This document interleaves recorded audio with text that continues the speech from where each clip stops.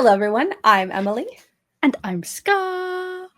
And welcome back to another episode of the Cottage Horse podcast. Today's episode is dedicated to Suzanne Collins, who I'm sending my therapy bill to. Yeah, I need counseling. So much. Today, we are going to be talking about The Sunrise on the Reaping. There will be spoilers. We are going to dissect it all. So if you have not read it yet, first off, what are you doing? Unless you're waiting for your library copy, and then I get it. I respect that. Put a pin in this episode and come back later. Yeah, and like general spoilers for like all of the Hunger Games, I guess. But like assuming if you are caught up with this, you're caught up with all of it. But like obviously we're going back, probably referencing bits and pieces. So, you know, just be aware of the franchise, please. Yes. Otherwise this will be silly for everyone involved. I like the thing is like, so we both had a bit of delay of reading it, but I had a bigger delay because I was like waiting for my library for like quite a long time. And I was just like seeing people being like, it's really emotionally devastating. I was like, I kind of knew it would be, like, I kind of knew it was going to be sad. And I was like, that's okay. Like, I'm quite privy to an emotionally distressing book. I quite enjoy them. So I was like, it can't be that bad. I was like, it can't be that bad, right? I was so fucking wrong. I was so humbled within the first chapter, but then by the end of the book, I genuinely was like, I don't think I can cry anymore without genuinely throwing up. No. And like, we knew it was Haymitch's games. We knew the story of Haymitch. Like, so I was the same way. I was like, I already know going into it, it's going to be sad. Like, we know that it's double the tributes who are all going to die. We know that he loses his brother and his mom and his girlfriend. Like, it can't be that bad, can it?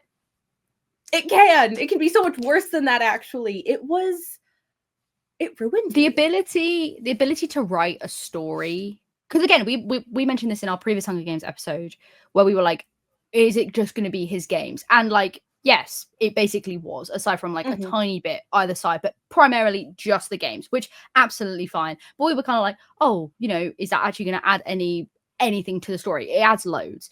But like, to be able to write a story where you have like kind of, you have so many well-established things and you already have so much like world building going on, to be able to reinsert a story and make it narratively fit and feel organic is crazy work. Especially all like the through threads she was bringing in from like other bits and pieces. I was like, Miss Girl, what the hell? I genuinely, there were like moments and I was like, I like saw like a character name and I was like, no. I was like, I can't do this today. I'm already troubled. I'm already unwell, Suzanne. Please let them be away. I think what is so brilliant as well about Suzanne Collins is not only has she written a beautifully well-rounded story, universe, all of that, like the world building in Hunger Games is so incredibly well done. So not only is that, but the way she has encapsulated modern day issues and presented them in such a way to, even if you like were already aware of these things, to really like drive home so many valid points to our current day and do it in a way like it was in your face, but it didn't feel forced.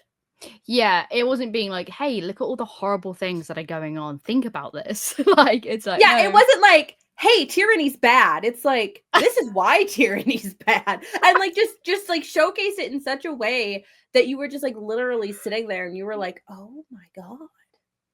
Yeah, there's like, there truly was like no moment of rest. Because it was constantly like, there is something going on. Or even like in the retrospect, looking back, you're like, oh, this had bigger meaning. This was huge. Yes. And her writing has improved. I mean, as I suppose one does when they write a lot, but like to be able, to take a character that was like complex enough in just, we kind of, in the books, obviously, like, again, it's speaking like directly from the books, like Haymitch obviously was not fully explored in the movies because it's a Katniss perspective thing, which is completely fine. It makes sense. But like having someone who's like incredibly like I don't know, very jarring. Like a lot of people, especially the first 2 books, are like, I don't like you. You're really off-putting, and you kind of get a little bit more insight, and you're like, oh, okay, like there's a reason behind it, and then you like fully unpack it, and you're like, oh my god, this man's life was fully done ruined. Here's the thing. I never questioned why Haymitch was a drunk. No, And now after reading Sunrise on the Reaping, I don't think that man drank enough. I would agree with that sentiment. I'm like, you are actually like doing fairly well in my eyes. He is so well adjusted for everything that happened to him. I can't say that I would be in the same boat as him. No. The moment, like, I guess fully getting into spoiler territory, but when I started that book and I found out he wasn't even meant to be reaped, I genuinely just like had to stare off into the distance and be like, what the actual fuck is going on in the House of Commons? I hate it. Honestly, here.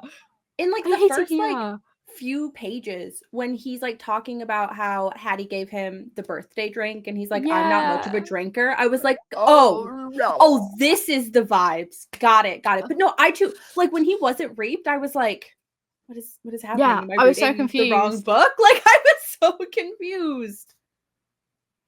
Especially then when you like remember, so it was Woodbine Chance who was reaped, and Arlo and Lil Chance from Ballad of Songbirds and Snakes, and like the fact that Arlo's last words are "Run, Lil, run," and then Woodbine tries to run from the reaping. I was like, this woman, I need to see her like corkboard of strings, because there is truly like everything connects so well.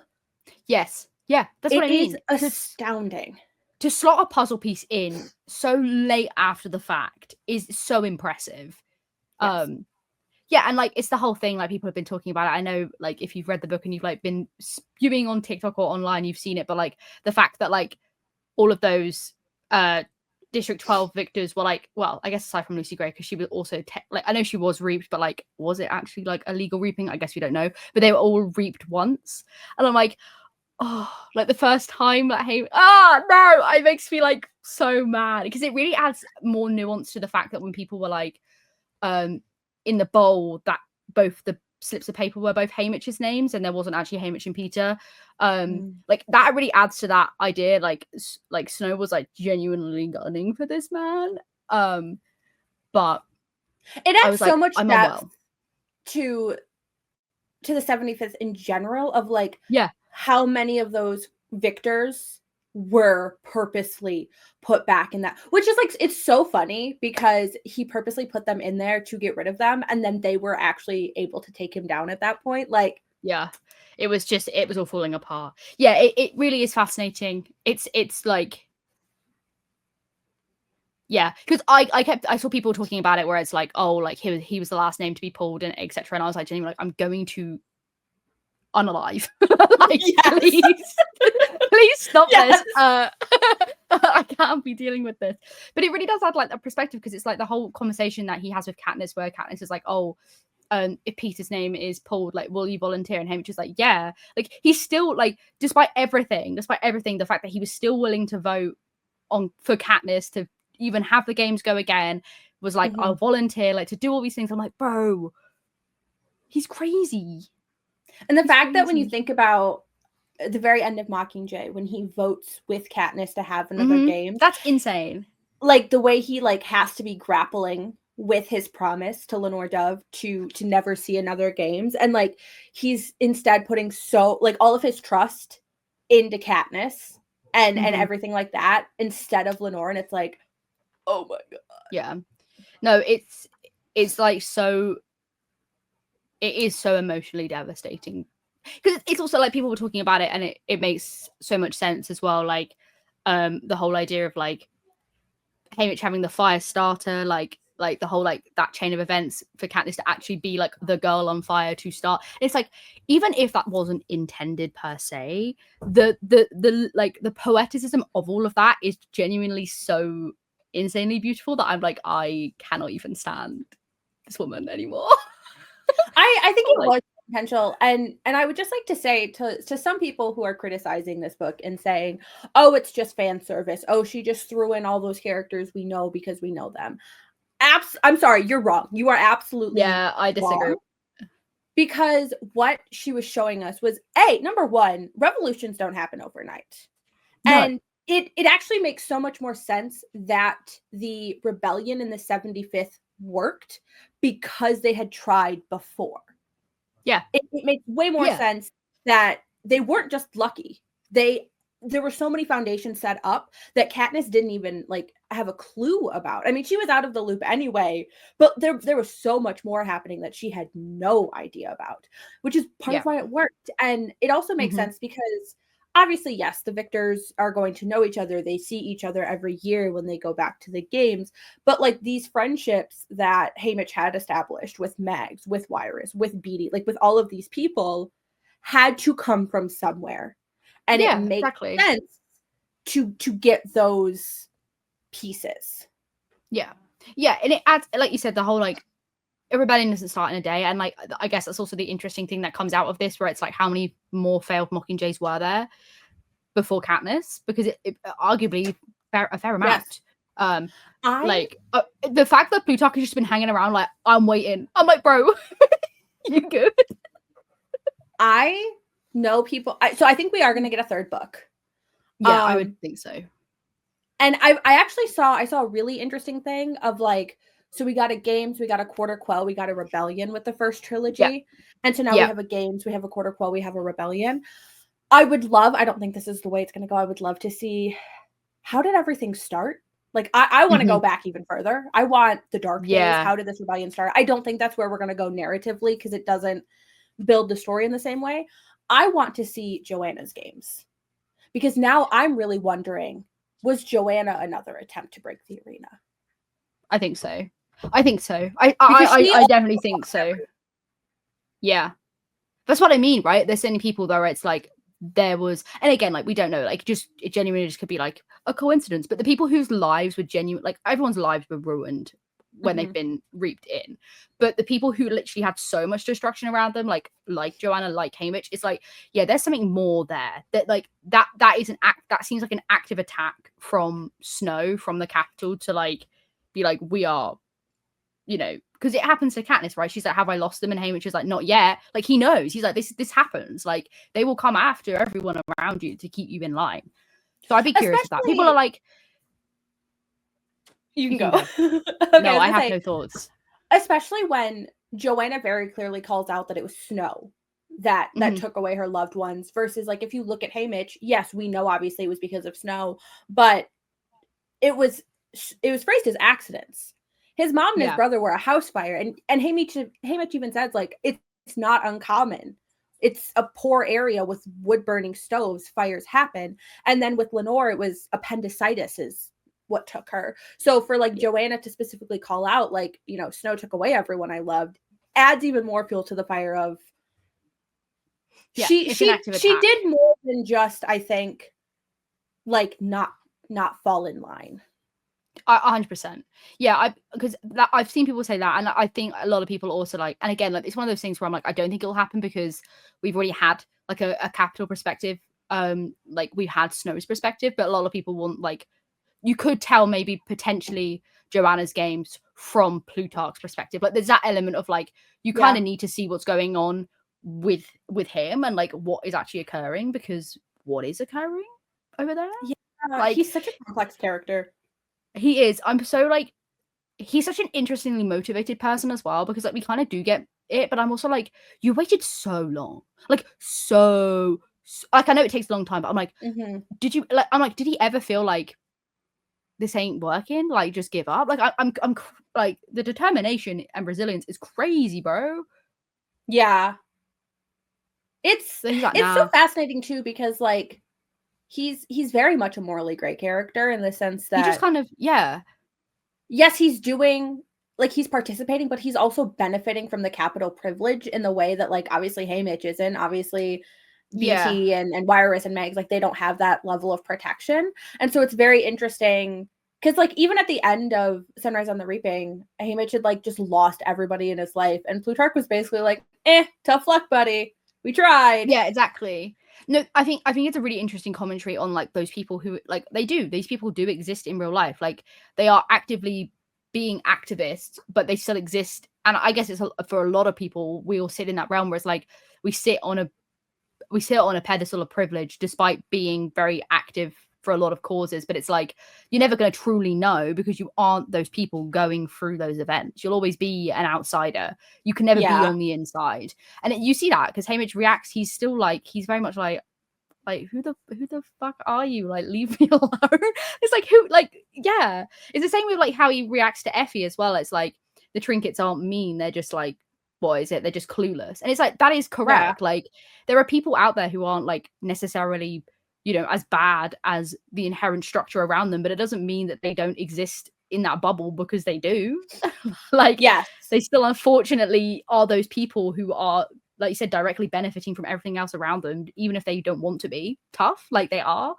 So it's just fascinating that's a really big line of commentary. And I'm like, Suzanne. There was one very specific moment that I remember. I was listening to the audiobooks. I remember hearing it and being like, oh, I can't wait to talk to Scar about this. And it was the commentary on AI, because it was like such a like blink and you'll miss it moment, but it was also so profound to me that I was like, whoa, okay. That's what I mean. Like it's great. Like as you were saying at the start, where it's like the ability to have like such really, really present modern issue. Like obviously there's all like, unfortunately in the modern day, there's always war and turmoil, but like specifically at this current time, like AI is a huge controversial topic. To be able to embed that into a story like that and it not feel like weird is incredibly impressive, because I'm like, I see that. I see what you're saying. She took like 2 paragraphs and called out AI for being shitty. And it worked like, so well in the context of the story. And then like it didn't get brought up again. But it like it was just like this little moment of like, but it was just like this little moment of like, hey, while I'm here telling you about shit that's wrong, AI, stop that. That's also wrong. The game makers are stupid. Don't be them. Yes, exactly. No, it's the whole like, I genuinely was when I read the words like, oh, like his mentors, and I was like, Wirus, I was like, oh, that's like quite sad. Like this is quite sad, but like makes sense, right? Like we know they have a bond. And then Mags, I was like, are you fucking kidding me? I was like, are you actually fucking kidding me? That line now where it's like, actually she's quite a wonderful lady. I was like, I genuinely am going to find Suzanne and I'm going to lightly push her over. Politely and lightly, you need to be pushed over. I need to know what Woody Harrelson knew filming those movies. For real. Because they're like, okay, the books, obviously, Suzanne wrote them. So she's going to connect the dots in the way that she's going to connect the dots. But there are things that happen in those movies that aren't necessarily like strictly from the books, because obviously it's all Katniss's POV. So like we don't see like Haymitch reacting to certain things. The way he reacts to certain things in the movies, I'm like, what do you know, sir? What do you know? The chariots, especially. The way he reacts to the chariots, I'm like, that's fucking wild as shit, bro. What do you know? What were you told? Yeah, that's why I'm curious, because I'm like, there had to be, I genuinely do feel like she had like almost in a way you do character sheets for writing anything, but even for like any role-playing stuff where it's like, I think she had like bullet points of like, these things happened canonically in his story, these things happened. When she came up with those, I guess we don't know, but I'd like to think like she knew like this was a large thing and this was a thing and this was a thing. How maybe they were embedded, she probably maybe didn't know, maybe she did, I don't know, like I'm not sure, but it feels like the seeds were planted way earlier than I think any of us realized, and that is crazy. And I'm not an enjoyer, Suzanne, because I was upset. I would pay ungodly amounts of money to read The Hunger Games from Haymitch's point of view. Like, I know everybody wants Peeta's point of view, and I agree.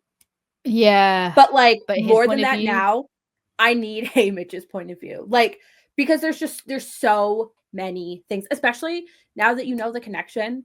I'm sorry, Katniss's dad was Haymitch's best friend? You could have shot me and it would have been less painful, Suzanne. Oh, and it's why they were looking at all the Victor Village, like looking through the windows at the Victor Village. I was like, I genuinely am like gonna be. I'm so distraught. I'm so distraught. What the frick? Well, and now I've seen a lot of people talking the explosion that killed Katniss's dad. Was that also to squash a rebel uprising? It seems likely, right? Like, yes. In the perspective of speaking, like, it's also interesting, right? Because I've seen people mention this, and I think it has a lot of validity to it. I'd be curious to know, like, kind of, actually, is there like webs there? But obviously, because we know that Snow was in 12 during his peacekeeping, like, he's very intimately aware of systems and families in place there. It doesn't really do much to, I guess, counteract that truly. Like, he kind of like lets it slightly be. Mm-hmm. But I'm curious as if to, like, how much he truly was keeping tabs on things, because did he have that like, obviously he had information on, like, oh, this is his family, because we knew that from when he got reaped. But I'm interested to know, like, did he know, like, these are people he was close to and this is something we can exploit? Because he knew so much about Lenore Dove as well. And I'm like, that's such an interesting thing. Like, I guess you kind of know that again from the reaping, but it's also like he really picked up on, like, a lot of context clues to the point where I'm like, is there someone in 12 that is, like, almost on the inside for him, keeping those tabs? Because it's crazy to have that, like, because if we're saying, like, that was a planned attack, which seems correct, that would be one of Haymitch's only, like, close people left, really. Or people who would want to be close to him, you know, given the circumstances. They're kind of like, well, I don't really want to be close to you. My, like, child died or whatever. Do you just kind of get rid of that? You're like, well, actually, you're kind of in the way. I don't know, because, like, I don't think the mine explosion happened because Burdock was friends with Haymitch, but I do think that there was possibly some, like, rebel activity happening that Burdock was involved in. I can see that. Like, I think by the time that explosion happens, Haymitch had clearly pushed Burdock away. They weren't friends anymore. That's true. They didn't interact anymore, which I actually saw this, like, insane analysis of the fact that, like, if Haymitch hadn't pushed Burdock away, and then it's like, was Burdock already a rebel, kind of, like, or rebel sympathizer? Very possibly, just given his family lineage. We don't 100% know it, but we kind of do. Or did, like, Haymitch pushing him away kind of, like, send him down that path more because he lost his best friend to the Capitol? Yeah. And if that's the case, Haymitch pushing him away is actually what gave us Katniss, because, like, otherwise, if he had stayed with Haymitch, he probably would have been killed sooner, because Snow was killing all of his loved ones, and then Katniss wouldn't exist, and then, like, I think that is the chain reaction there. Yeah. Yeah, that's why it's interesting, because that's what I mean. Like, it seems very, but that it still leads to the perspective of, like, Snow is so genuinely afraid of a district that you shouldn't be afraid of. Like, it all, like, you know, realistically speaking, like, yes, in logistically speaking, the districts that are more likely to cause a rebellion are the ones that aren't the career districts. That makes sense. Like, factually, that makes sense, because they're doing harder labor, they're working in worse conditions. The further you go out, obviously, that makes more sense. However, logistically speaking, 12 is also, like, incredibly small and, like, you know, not as well facilitated. So the fact that he's, like, genuinely so stressed because he, like, fucked up a relationship, I'm like, bro, literally go touch grass. I know it's... Go touch grass. I know, obviously, the overall, like, themes of, like, you know, tyranny, fascism, dictatorship, all of that runs so much deeper than just this. But, like, the fact that this whole series is fucked because of Snow's 3-month situationship is just so something. that is commentary in itself, though, because it's this whole, like, male loneliness epidemic. Like, there's commentary on that, because it's true. Like, there's this idea that these men, primarily, like, wealthy white men or wealthier white men, are incredibly fragile and insecure when they don't get what they think they are owed and deserved. And we even get that, like, when we're listening to him speak, like, his in the book is crazy. Like the way he's talking, like the way he talks and his change of how he talks about Lucy Gray is genuinely really scary. Like, and even the way he talks about Tigress as well. I'm like, this is a scary way to talk about women. And even like how he talks about Sejanus's mum, like the way that divulges into someone who's like, oh, she provides him a service, she provides him food that he doesn't have, and he's like grateful, and then he's like incredibly resentful and bitter against it, and I'm like, she hasn't actually changed. You have changed your perspective of what you think is a good thing to do, and you're like, I don't want this anymore because it doesn't actually benefit me, because you now finally have a life that you don't rely on someone like that. And I'm like, this is wild. Like his hatred, like his internal misogyny that he, like the misogyny that he has and that continues to thread is batshit. And it's done like really well, because it is like, it's subtle things like that just slowly snowball into a bigger thing. Because it's like, he gets outbested by a woman, and he is genuinely like not okay. Yeah. He like, does he fully crashes out about it, because that's like, in his eyes, that's like the worst thing that could ever happen. Also a uneducated lower class woman, because even the way he talks about his classmates as well, and like his peers, the way that channels and changes in Ballad of Songbirds and Snakes is also interesting, because at first he's kind of like, oh yeah, like we wrote it together, and he is kind of accommodating to that fact, and then he literally has this wire switch and he's like, no, fuck you, like absolutely not.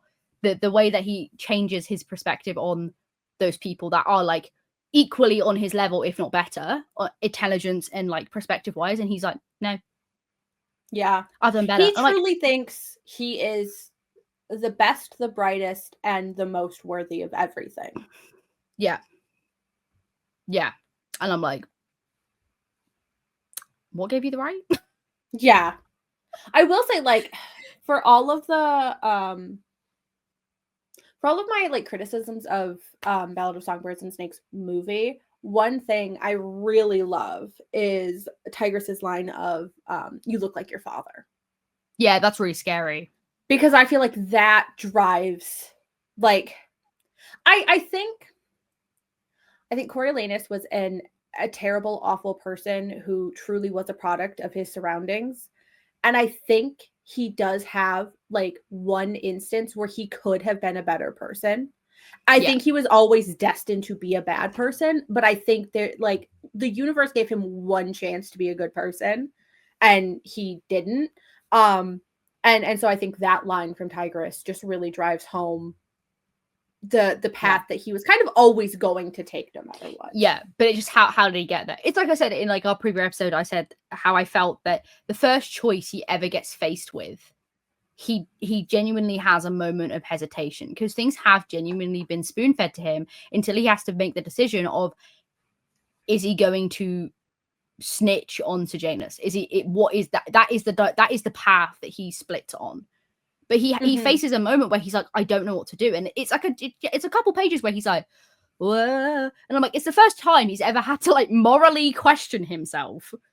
And ultimately he decides, no, I'm gonna be a bitch, which, surprise, I guess. But it's interesting that that's the first time we get that turmoil. And then from then it's like he only ever picks, I'm going to ruin people's lives.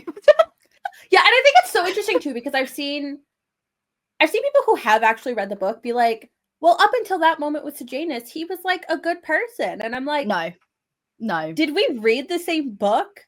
That man was insufferable. Honestly, I tried to read the book like when it first came out, and I got a few chapters in, and being in his head was so agonizing that it's exhausting. It's exhausting. It genuinely is exhausting. Because what I mean as well, like it's the shift in the book is really well done, because it just slowly escalates. But even from the start, you're like, oh, he is just. It also, like, you have already preconceived notions of this character, because we know who he becomes. So there's already that element to it. But it's so interesting to watch that like true divulge into madness and badness, because he spirals completely. There is slightly redeemable things, and you're like, maybe it's not so bad, like it's just like a really bad situation, like it kind of sucks. But then you're like, no, you're actively making decisions and commenting on things and being nasty because you just feel the need to be silly. Also, Lucy Gray only wins because Snow cheats. Yeah, exactly. He can't. It's of no merit of Yeah. anyone. Yeah, And that's no also the big. That's not me like No. dissing Lucy Gray, but like she had a few clear advantages that ultimately won her. She had the rat poison, and she had her handkerchief was dropped in with the snakes, so they knew her scent. And like, but it's also interesting. Things... It's interesting because it that almost seems it was always fated that way. Like, yeah, in the sense that if Snow had got any other tribute, he wouldn't have done those things because he wouldn't have felt compelled to. But because of who Lucy Gray was and the person she was, he felt obliged to do all those things. Yes. I know he was in the circumstances where he was gonna like, he needed to do the most to get the award. I get that. But like, he was literally given like technically what is bottom of the barrel, like the worst of the worst. No one wants the District 12 girl. Like, that is you're never gonna do anything.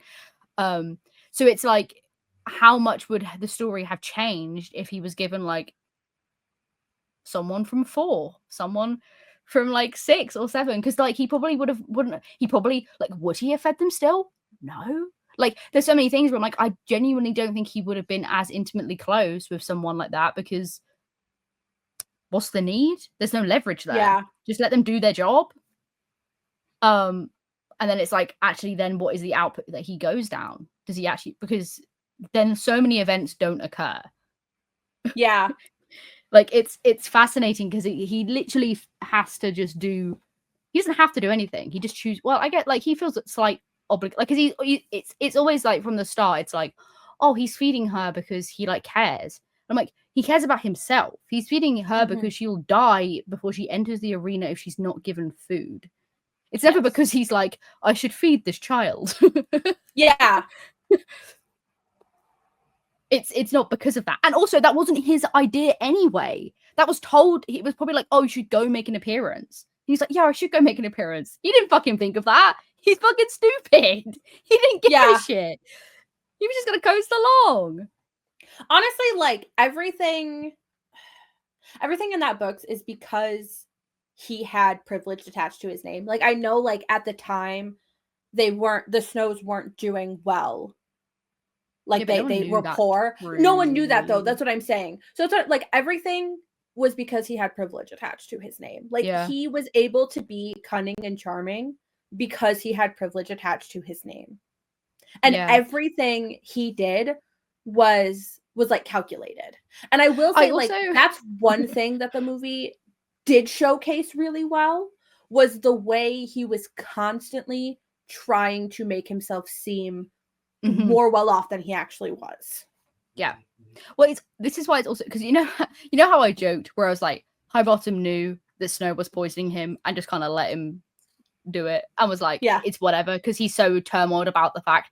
I genuinely, like, part of me is also thinking then maybe there was a switch, and maybe it's like, maybe not, maybe he just didn't give a shit. But part of me is also like, Highbottom negs him so much. He's on his like, we know why. We do get the information of like, we know why. We get it. But it's also like, I genuinely feel as if Highbottom's trying to pass the torch to Snow actively. Like, he knows how to get under his skin. He's like, like, there's just sly comments that he makes to him, especially like about Sejanus. He's constantly making comments about him being Sejanus's friend when he knows that is irritating to someone like Snow. Yeah, that's true. And I'm like, I wonder how much of it was like almost a plan from him being like, I'm gonna, like, I was fucked over by your dad. Like, I have this burden to bear, but actually it's your family's burden to bear. Like, you should have this on you. And like, Snow wanted it anyway, so like, it kind of worked out.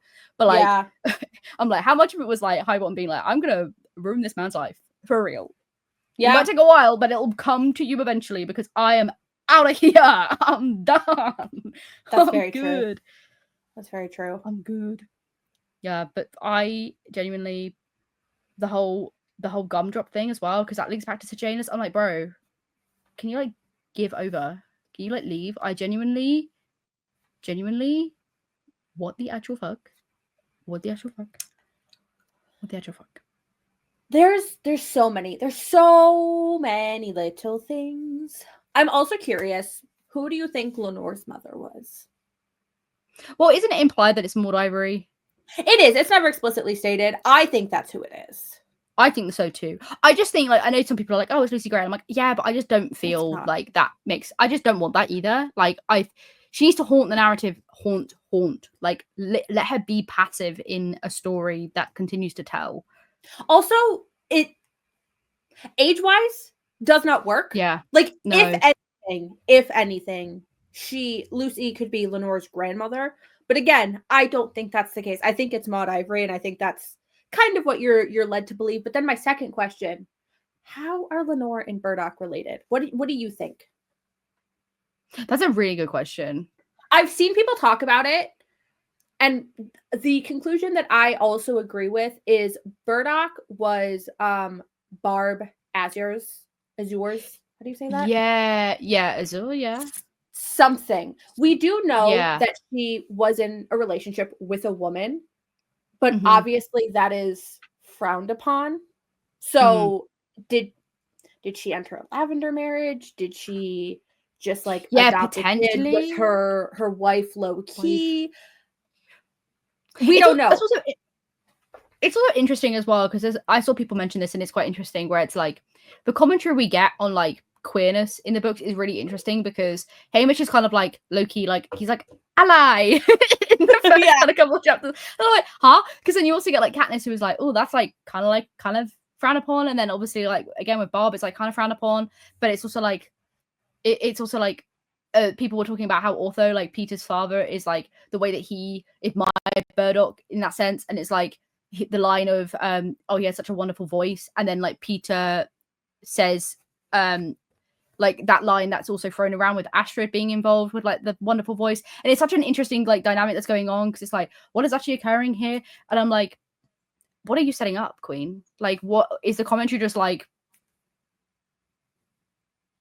Who knows? Yeah. people be peopling. I'm like, yeah. People be peopling. Yeah. I'm just like, okay. Yeah, I don't, it's also one of those things where I'm like, I don't know if we necessarily need like explicit family trees of things. I think it makes sense that we don't. Because again, like it's this idea that we're forever unsure. And we're forever like that will always be ghosts in the narrative. There'll always be those people who just kind of are like, My favorite thing is though is the whole thing of like the Mockingjay pin, and then Candice is like, "Oh, this is such a wonderful, lovely heirloom. Like, I wonder who had it." And it's like, "This is the fucking ugliest thing I've ever fucking seen in my life." Maisley's up in heaven, like, "Oh my god, my legacy is that fucking pin that I hated. That's my poster." I kind of am obsessed with that being her poster. That's really funny. It's so funny. When I read that, I was like, "That is genius. That is such a silly thing, and it works so well." There's also, I'm starting to reread The Hunger Games, and there's so many little things that like now that you have Sunrise on the Reaping, I want to crash out. Like, Katniss is talking about how they like handcuff them and take them to the train and everything, and how like maybe tributes in the past have tried to run even though she's never seen it. And then I think about Woodbine, and I'm like, yeah. Stop. Yeah, I mean, that's what makes it interesting. It's like we've seen now fully 2 games of where there has been major changes in the way that the Hunger Games is run, like through mentorship and through sponsorship, and then through like how the Reaping has also been impacted and changed by the events of people, and also like again like how retroactively the lives of the victors are altered by depending on their actions in said arenas as well. And not even just tributes, but all of District 12, because if you remember, Katniss has some commentary on the other districts all learned something that could potentially help them, but not District 12, because they do take a tour of the mines, but they don't learn anything interesting. But Haymitch calls out that they learn about like explosives and fire starters. When did they stop learning about that stuff? Yeah, you'd imagine probably. Oh, Hamish. Hey Mitch, what the fuck? Hamish really just ruined everything for everyone and lost everything as a result. Well, it's kind of like a resetting point for everyone. That's kind of what it was. Yeah. And that's kind of almost what a fire starter is, right? Like it resets back to the beginning. Like you're creating a fire, but it dwindles eventually anyway. It is fascinating because like someone also said where like the Hunger Games, like the first book, is telling you that the trilogy is going to be about the Hunger Games, which it is. 74, like you have all of them, 74, 75, 76.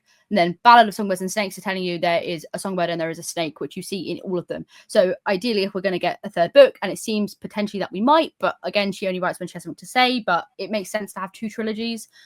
We have who is going to be the songbird and who is going to be the snake. I guess that is the question to be had there. But it's I'm just like, bro. And also, like, I saw people say this as well, and I'm curious as to the implications it has, or if it has nothing. Whereas, like, Mags, obviously, like, we know that, like, post everything that happens, that they're tortured. And, like, BT less so because he's, like, kind of valuable to the capital in a sense, but, like, also can be tortured elsewhere via his children that his wife Literally, should probably stop having. Where are where they? is his wife and Suzanne? his child? His second child? Suzanne? You can't just throw that in there and then have never mentioned them in Catching Fire and Mockingjay. If that kid lived, if the wife and child lived, that kid definitely lived to an age where they got raped again. 100%. And I'm genuinely like, what the actual freak, Suzanne? Well, I also wonder. My guess is she probably got pregnant before the raping. So it's like even more tragic in that sense of like, yeah, she was literally pregnant knowing that they were about to lose their firstborn. Yeah, which is like literally is horrific. Yeah, but but it's the idea of like the whole comment on Mags having a stroke, and that's why she is like nonverbal and like, you know, not to the same ability as she has been previously, which also is due to old age. But it's like, actually, it's now the question of like, did she actually have a stroke, or is that just the consequences of the torture? We don't know now. We have no idea. But then the whole folk, but then you have the whole folk thing where it's like it mimics this. Just like there is that, but then is that just the capital's like propaganda? Yeah, it's like how much of it is propaganda and how much of it is like fact. Like, did she genuinely have a stroke? Possibly. Like, she's an older woman. Like, that's genuinely something that can happen. But how much of it is actually like that happened, and how much of it is like, no, this is what we're telling you happened. Yeah, because we tortured her. I will say, like, crazy. One theory I would like to squash. Prim's name was not rigged, getting reaped. No, I don't think so. The whole point is that even Prim, whose name is in there one time, the odds are never in their favor. That is the point of Prim's name getting picked. She was not reaped because of her connection to Burdock, to Haymitch, to the Covey. That is not why. Because if that was the case, Katniss would have been reaped at 12. Exactly. Her name getting picked is exactly the point of the odds are in nobody's favor. They live in this society where anything can happen to anyone at any time if you are not the privileged elite. Yeah, because realistically, if you're going to rig that reaping, what you do is as soon as Katniss is of age, you put her immediately in that bowl and you immediately pull her from that bowl. Because then she is at her weakest and youngest, most vulnerable. You don't let her be older. You don't let her age to the point where she's becoming capable enough. That would be stupid. Like, realistically speaking.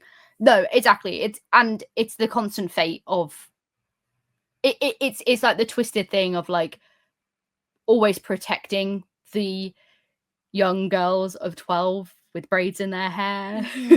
And it's like, man, what the frick? Yeah, it sucks. Just the bird symbolism in general. Yeah, they're like ducks and doves and geese. A lot of that. Which is really interesting. Mockingjays. Yeah, exactly. It's fascinating that is, because that's what birds are, inherently free species. But in this circumstance, they are very much not at all. I would like to know, though, what kind of geese did Lenore Dove have? Big geese. Massive angry geese. No, because like okay, no, I know what you mean. I don't know about you. I have geese around me. Like Yeah. wild geese. They're Yeah. assholes. They're mean. Yeah, geese are nasty. Geese are horrible. But then like we have like the black and white kind. They're like mostly Oh, black. I was picturing just like white. I was picturing just white geese. That's what I was also picturing, but then I'm like, are they also assholes? I don't know, because my only interaction is with like the black gray variety. All geese are assholes. Fascinating. Yeah. I was picturing all white. I was picturing all white geese because that's also the thing. Like we got a lot of white bird imagery. True. Like geese, doves, and like and I think that's also, and like even the duck. Like I know like ducks can be like they're typically brown or yellow, but especially in the movies where it's like saying Prim's tail, it's a white, like it's a white thing. There's a lot of white bird imagery. Similar rabbits. piece. Oh my god, what the freak the frack. Also, every time Haymitch said his little doves talking about the other tributes, I wanted to find a cliff and jump. I was like, can you stop doing that, please? Can you actually shut up? I want you to poison yourself and die. So I don't have to listen to your inner monologue. Ampert's death. That is horrific. Again, though, the symbolism of white, like the clean as white bone. There's a lot of purity discussions being thrown in. Yes. And just that was genuinely like, what was the need? I saw people talking about like this movie. If first off, I'm horrified by this already. I don't want to watch it. I am so praying that they keep this one more accurate, because the games of Ballad of Songbirds and Snakes was horribly done in comparison to the books. They sensationalized it, which is like so ironic. Like they made it more entertaining for us, and I'm like, somebody missed the point. But okay, yeah, the games were boring. That's the point of them. And like the whole other point is they weren't supposed to be able to see in the tunnels. Yeah, exactly. But anyway, I hope they stick to the games more accurately, which I have pretty good confidence, because I heard that the guy who did the first movie is coming back for this. Oh, one. Nice. Cool. Yeah. And the games were pretty accurate in that movie. Yeah. Other than they kind of shortened it a little bit, because there is actually like a couple of days of Katniss just kind of wandering around doing things. And I have a feeling we'll probably get like almost how when Haymitch rewatches his games and he's like, they've like edited around that and like they like things are out of order. I do feel like a lot of the things where he's kind of like the first initial like, oh, they've poisoned the water hole, like that kind of thing will probably be condensed because it's like kind of not, it's important, but it's like not as important as like everything else that's going on. So I do think there'll be like squishing there. Katniss was on Tracker Jacker Venom for like 2 days. Yeah, she was out for the count for a while. Yeah, but it's kind of unnecessary. All that to say, film-wise, I hope they keep it accurate. And somebody was saying like we might get our first rated R Hunger Games, and I'm like, yeah, we might, between Ampert and Maisie. And I'm sorry, Welly. I couldn't even say it. I couldn't even say it. She done got decapitated. Listen, do I understand that even the career districts are a product of their environment and are therefore inherently still subject to the same like disadvantage as even District 12? Yes. Do I also plan on cheering so loud when Silka gets stabbed in the eye because why did you have to decapitate Welly? Yes. That's the interesting thing.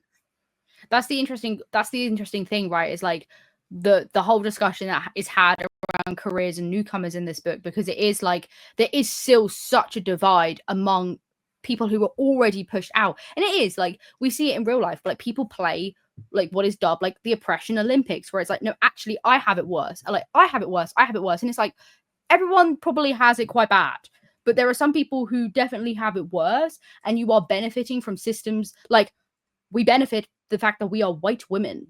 Yeah, we are disadvantaged because we are women, but we benefit very much by being pretty comfortably white women. So it's like that's the kind of thing that the careers is. It's like, yeah, they are still obviously incredibly like they go through really horrible shit, but they have benefits of being fairly powerful districts in the eyes of the capital. They are useful people, and they train for this thing. The way I look at it is the careers in my eyes are like the white women who voted for Trump. Yes, correct. Because it's like you are still oppressed. You are still they're not going to like you just because you voted for him. But because they voted for him, they are seen as okay in the capital's eyes. They provide benefits because they are stronger people who are able, like, that's the thing, their aggression is used as a weapon against them, and they don't some of them clock it, some of them don't, like subconsciously them being, it's the same idea of like, you have obviously Finnick is a whole other story, but like him being used, like he was genuinely used after his games because he was a symbol of everything the capital wanted in their victor.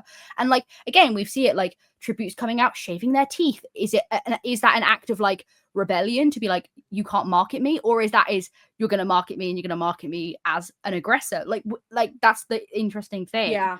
And it's so like horrifying because it's like these are children still, but that's the way that they have been brought up. They've been brought up to be like, you have to exploit these things and use them to your advantage because it's the only way you're going to survive. I think the perfect example of that is in the original trilogy, Cato. Exactly. Yes. His like death really like symbolizes, because he even says, he's like, I'm dead anyway. Yeah, exactly. There is no living. Hamish is it. There is no, you don't win the Hunger Games. Yeah. There is no winning. Survive. Yeah, that's it. That's it. It ruins your life regardless, because you're because if you are the victor, which obviously you kind of want to live, like maybe, I don't know. I kind of don't know if I want to live. But anyway, I don't know if I want to live, but that's just me. But like if you become victor, like you are then isolated from your district, which impacts the lower, like District 12 people. Obviously, there's less, like, you know, aside from Lucy Gray, there wasn't a victor, but it impacts those victors of those districts more, because they're probably more likely to be of like, you know, that's a bigger community. And I'm not saying the community doesn't exist in the career districts, but they are so close to the capital that is the step up that they've always wanted. Whereas like everyone else is kind of like, ew, fuck that. So it's like they isolate you. And we see that with Finnick, where he's like, I was exploited as a child because that's what they wanted. Like he lost everything. He was only 14 when he won his game too. Yeah. And they used that to every advantage they could take. He was better off dying than winning his games. Yes. And that is the harsh reality of a lot of it. Is like, you are better off literally dead and being a poster than you are actually being alive. Yes. Retroactively, the people who died in their games did more than the people, like, aside from Katniss, but the people who died in their games did more than the people who lived. Like the people like Rue, like that actively caused an impact in that moment. Like we saw that happen, and it's like, if you live, you kind of just like, okay, thanks, time next year, let's go, more children. It's kind of like, woohoo. The victory tour is kind of like a little bit shit. Unless you're fun, which a lot of them weren't. A lot of them were just depressed, which I wonder why. Okay, pivoting, because I want your thoughts on something. After Hamish wins his games and he's like stuck in the tribute apartment, who showed him the clip of Lucy Gray and why?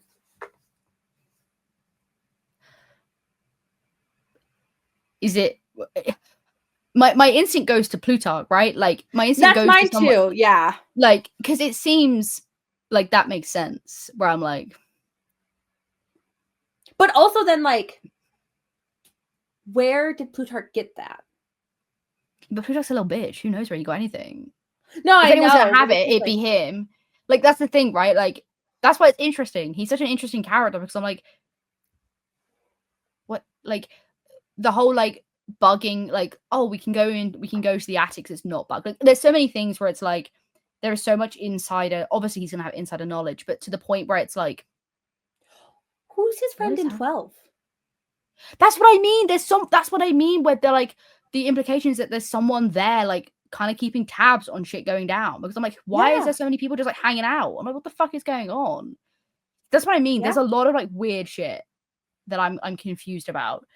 Because I also am interested to see how they kind of like embed those moments of like talking about the Covey outside of Lenore Dove. Like, how do they touch that? Like, that doesn't feel like they're just like, hey, remember this other woman? Because in the book it feels fairly organic because it makes sense. But I'm like, how do you do that in a movie where you don't have the inner monologue being projected at you? Yeah. It's kind of like weird. I'm like, hello? Speaking of the Covey, did you see Suzanne Collins talking about how Clark Carmine played the fiddle at Finnick and Annie's wedding? Because that kind of makes me want to both cry and die. I was like, why did you need to tell me this? I could have lived my life so much better with that information.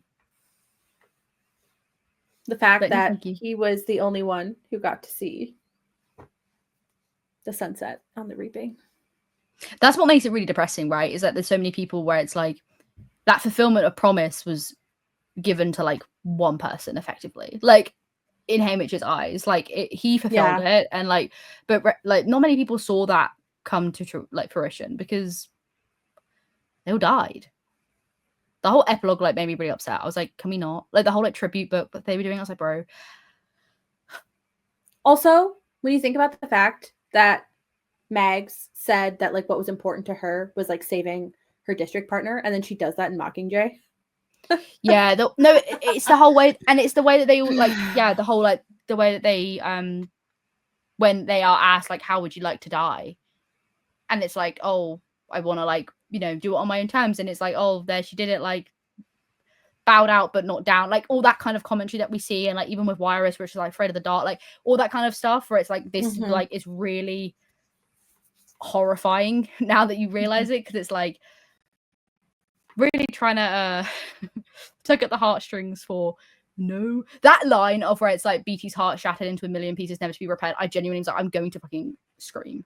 I was like on the train, I was like, I was like literally, I was like, I'm going to cry on this train. I was like, I'm going to pull my eyes out. No, I was like on the way to work. I was like, I'm unwell. I'm meant to go about my day. I was listening to the audiobook while doing the dishes, and Luella's death in the chariot, I literally just like sank and sat on the floor, and I was just like sitting there listening to it with my giant ass headphones, and I'm just like tears streaming down my face. The only person to escape the arena, like, oh god. And then when she came back as Lulu, how long was crazy. How long do you think Haymitch was like crashing out about PETA and wondering if he was a body double? No, what do you think like, convinced him he wasn't? That's the thing, right? Like, I genuinely, like, that whole thing, like, that whole sequence is, like, genuinely horrifying when you realize that. What do you think it was? Like I don't know. Because he had to think it, especially because, like, PETA obviously didn't look like himself. He had been beaten, he had been starved, he had been tortured. So, like, he didn't look like himself to begin with. I wonder if it was maybe like, but then again, it's difficult to say because like with Lulu, like when we first meet Lulu, like she can only organically say like the same thing, whereas like, hi, my name is, and it's like, whereas Peter was like going off already, like, you know, monologuing. Yeah, but technology it's like is how much. advanced. That's what I mean. Like how much of it is like technology. Like I wonder if there was something that was.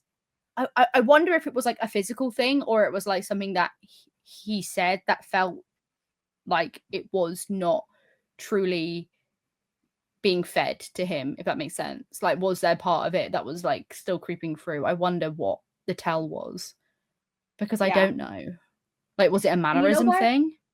You know what is like ultimately so much worse about PETA's hijacking?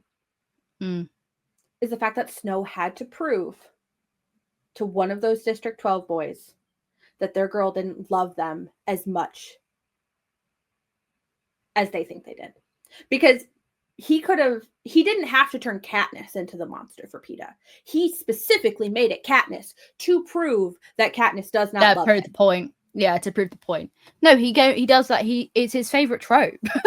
Yeah, and I'm just like, first off, if I think too long about hijacked PETA, like even pre Oh, Sunrise I of Reaping, literally, I'm upset. I'm unwell. I'm devastated. Devastated. Adding that in now, though. Listen, Oh, listen, listen. my baby boy. Do I understand why Katniss didn't shoot Snow? Yeah. Do I also wish that he had been like tortured mercilessly? Yes. Yeah, but that's not the point. Like, that's the I point, right? know. I Like, know. that's why it's annoying, because you're like, no, you want him to like suffer, but you're like, no, because that the cycle then repeats. Like, I that's get what's it. really I get frustrating. it. I get the commentary, but I'm still mad at it. I can get the commentary and also want him to suffer. I think that if they were going to punish him, he should have been locked in a bird cage and he should have been pecked to death by mockingjays. Yes. Like, I like that. eat shit, bro. Eat shit. Or drowned in snow. Because snow lands on top. Fuck off. Ew. I wish Maisie Donner could have just had one conversation with that man. She would have eaten him alive. Oh If my he said some god, shit like he that. would have pissed his pants. Listen. Maisie walked so Joanna could run. Oh, 100%. 100%. They would have been besties. Here's the thing. Maisie had to die because if she had lived, that rebellion would have been like done overnight. Also, like, she just would have made everyone upset. Like, she would have made everyone cry to the point where they'd have been like, just let her do what she wants. And honestly, yeah. Because Could no you thanks. imagine? Could you imagine Maisie in 13?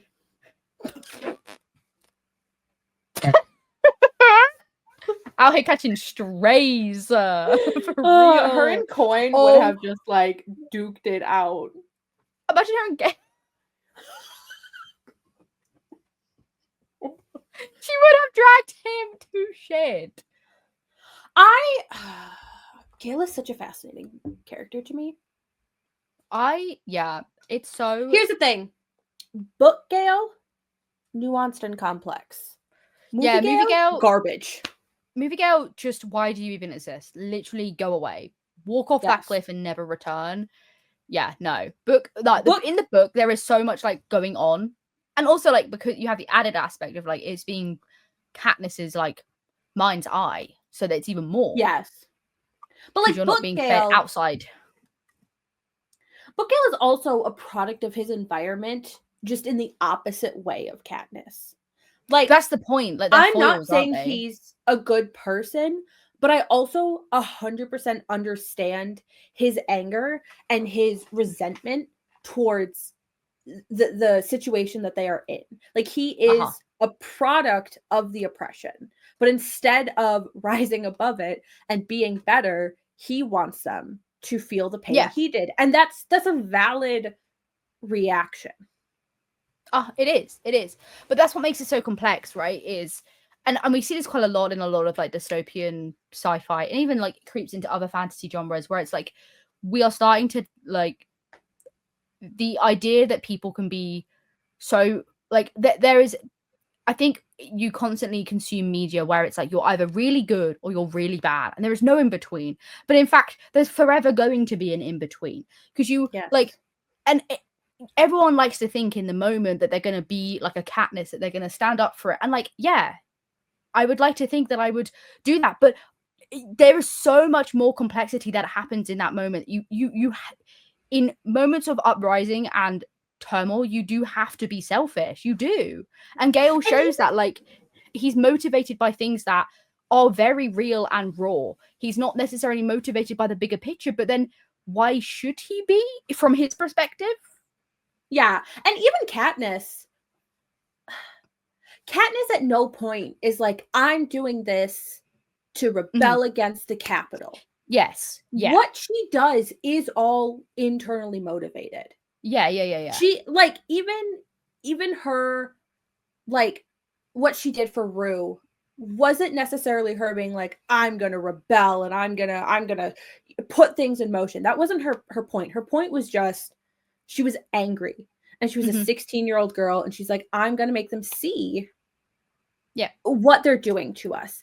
And was that inherently an act of rebellion? Yes. But she wasn't sitting there going like, I'm going to do this. So all of the districts rebel. Even the berries. The berries were not a rebellion. They weren't, she wasn't like calculating anything. She was just acting and reacting to the things happening around her. Yes, exactly. And so like when people are like, I'm going to be the Katniss. I'm like, Katniss wasn't even the Katniss. No, she didn't even want to be the Mockingjay. It was forced upon her. Exactly. It wasn't until she got that symbol. That's what makes it interesting because, like, as you were saying, it's this whole idea. A lot of it does boil down to like the paths people choose, and a lot of it is people not making a choice. And a lot of the time, sometimes doing nothing is the best thing you can do. Like, especially when super there's massive games. No, but no, but like in an aspect of like, as you were saying, like, okay, it's not you're not actively being like, if I do this, I am rebelling, but it is like subconsciously you're either making a decision pro or against your district, and it's like sometimes you kind of like, I'm just going to exist. And a lot of the people in districts, especially in 12, are like, I'm just existing because that is all I can do. And because it's what I want to do. Because I don't want to be beaten the shit out of. And I don't necessarily want to be hanged. So I'm just going to vibe and just live my life, which is entirely valid and reasonable given the circumstances in which they live. I think unfortunately with the movies, because they cast older than the characters actually are, it's very easy to forget that these were kids. They're children. And I have seen like Suzanne say like she doesn't want to cast children unless it is absolutely necessary, because I think it inherently is exploiting children, which like valid. It does unfortunately lose some of the impact that it like. Katniss and Pete are 16-year-old kids. Gale is only 18 in Mockingjay. He's not that old. And also, like, people forget, like, this is all they have known and the people around them have known for such a long time. There is no... They don't know better.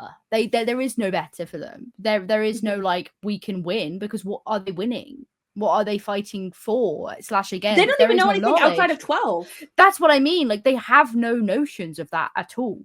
Like, Katniss and Peter get that when they go, like, because they, you know, they go on the train and they kind of see the environment, they see the world, but like, there's no knowledge of that. Like, there is such a blind side and an isolation, which is exactly what they want. They want you to just be in your bubble, because if you're happy in your bubble, you're not going to try and hop out elsewhere. So it's honestly, like... rereading Hunger Games, and when Peeta and Katniss are in the Capitol and they can hear cars, and I'm like, oh my god, cars still exist. Yeah. Like, I just like forgot that like cars would even still be a thing, because like obviously 12 doesn't have them, you know.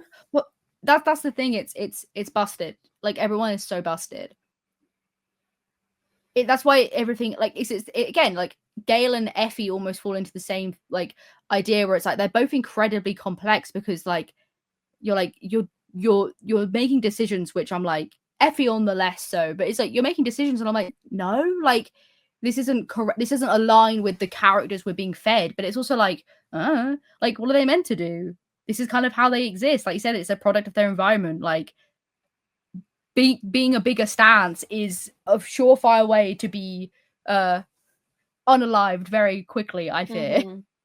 And when, especially in someone like Gale's position, where he's like, I guess for a lot of them, and historically, and I guess still society today, like, young men, especially like when there isn't other parental figures around, are like made to be the men of the homes.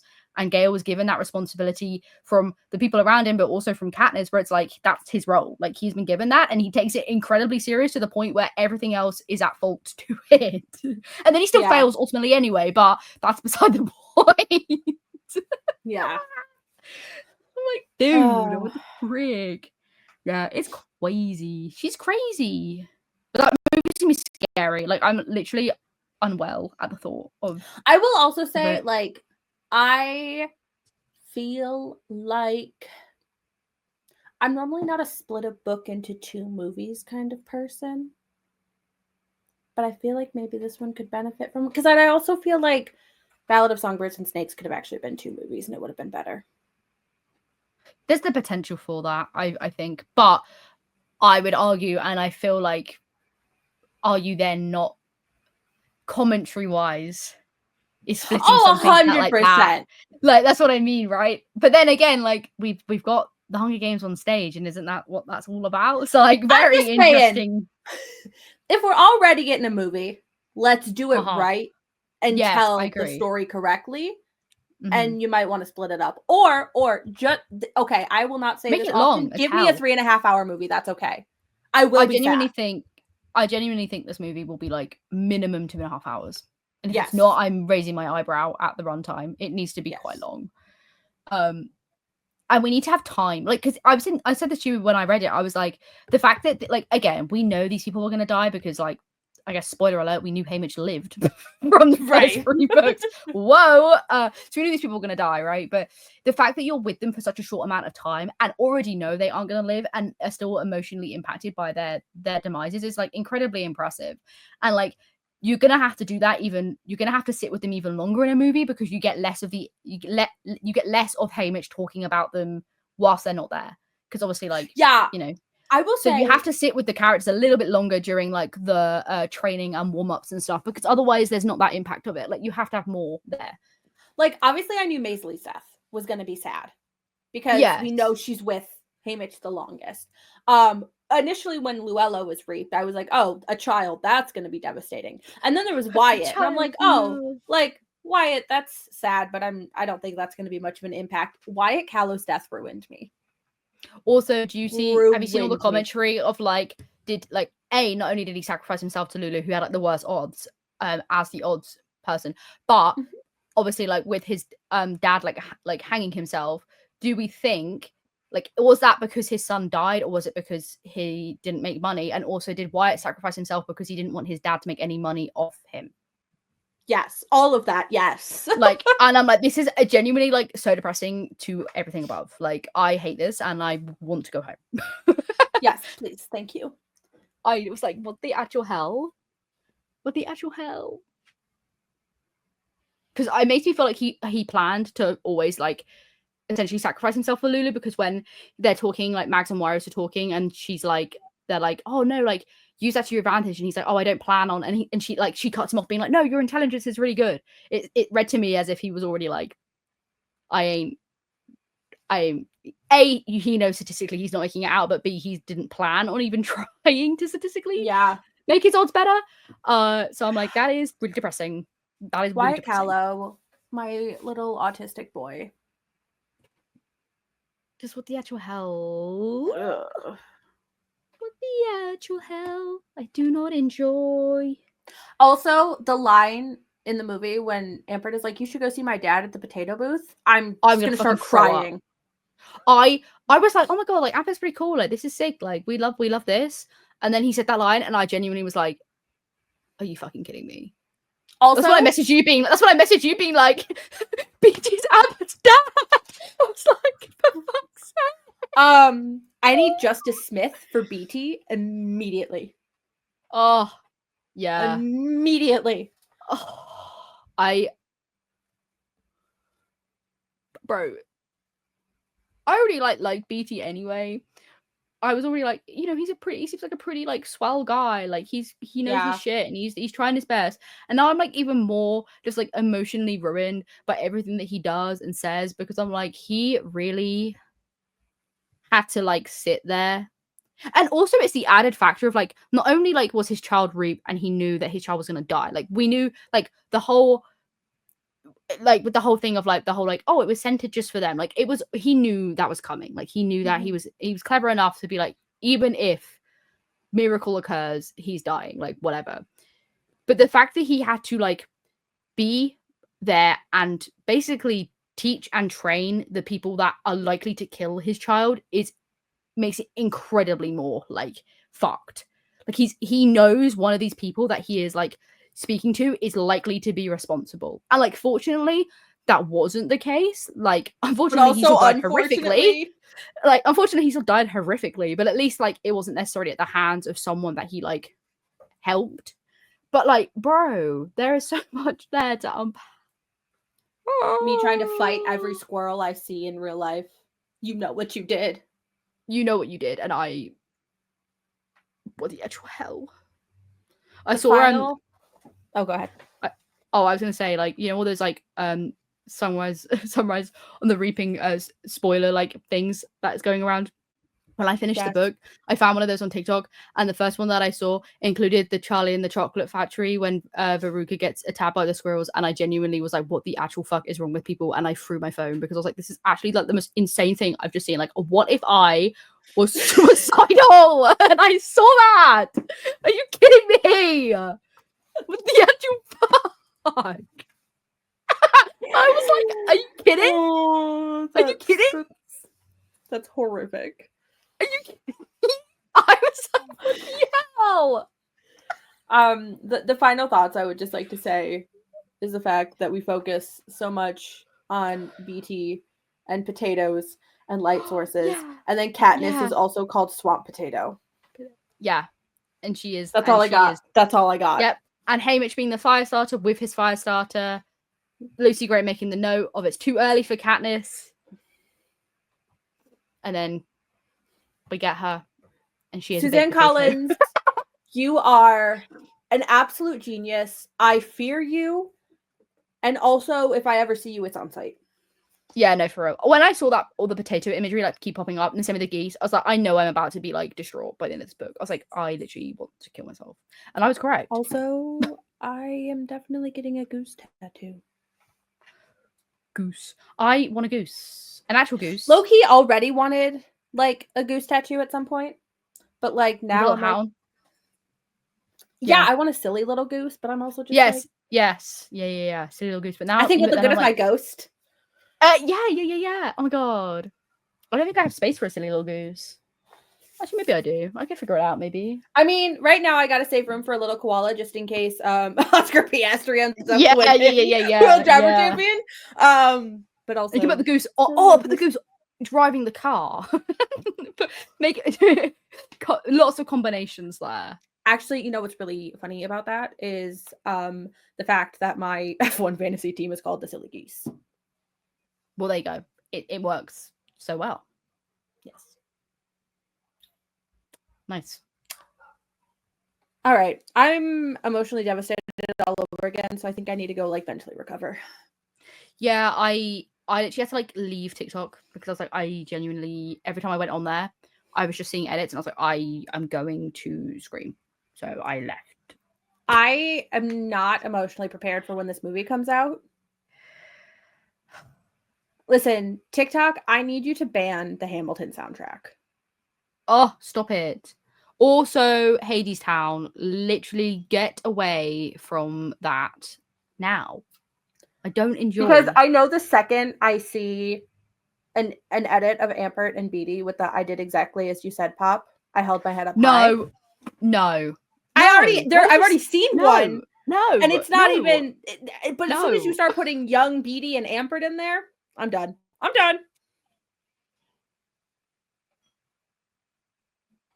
right. Why have you told me that? I said my day was going so well. Did you?